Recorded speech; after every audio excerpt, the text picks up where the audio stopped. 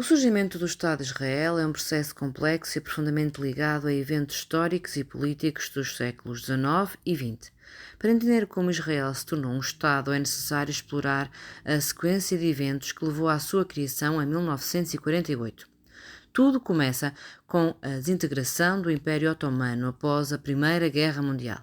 Nesta guerra, o Império Otomano apoiou a Alemanha e a Áustria contra os aliados.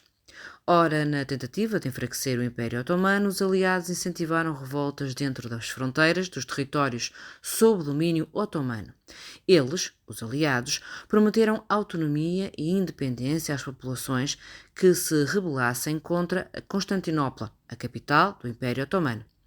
Um aspecto fundamental deste processo foi o compromisso do Império Britânico de promover a independência não apenas para príncipes árabes, mas também para judeus no Médio Oriente, que já existiam nesta região nesta altura. Em novembro de 1917, os britânicos comprometeram-se a estabelecer um lar nacional para os judeus na Palestina. É importante observar que, naquela época, a Palestina não era um Estado independente, mas sim um distrito de Jerusalém administrado pelo Império Otomano. E também é importante ter presente, como já dissemos, que já nesta altura, 1917, já existia uma importante comunidade judaica na região.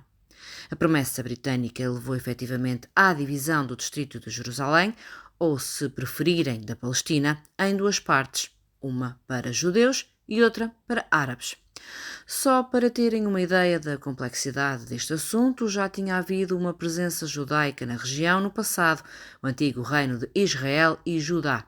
Mas os judeus, nesta altura, acabaram expulsos pelos romanos. Isto é importante porque é que este motivo que alguns dizem que os judeus têm o direito àquele território por várias razões históricas e que o que aconteceu no século XIX e XX foi um retorno dos judeus à sua terra. Portanto, é a ter presente. No século XIX, antes mesmo da Primeira Guerra Mundial, houve uma migração significativa dos judeus para a Palestina. O aumento do número de judeus na região gerou resistência por parte dos árabes e muçulmanos locais.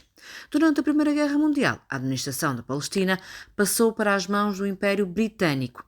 Após o fim da guerra, a Liga das Nações estabeleceu o chamado Mandato da Palestina na região, com o objetivo de criar um lar para os judeus na Palestina.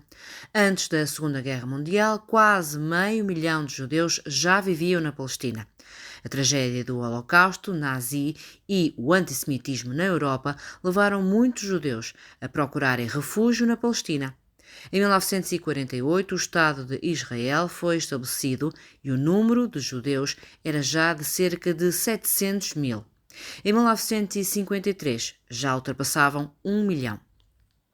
A criação do Estado de Israel foi uma proposta da Organização das Nações Unidas, ONU, como uma solução para a questão da Palestina, dividindo-a em dois Estados, um judeu e um árabe.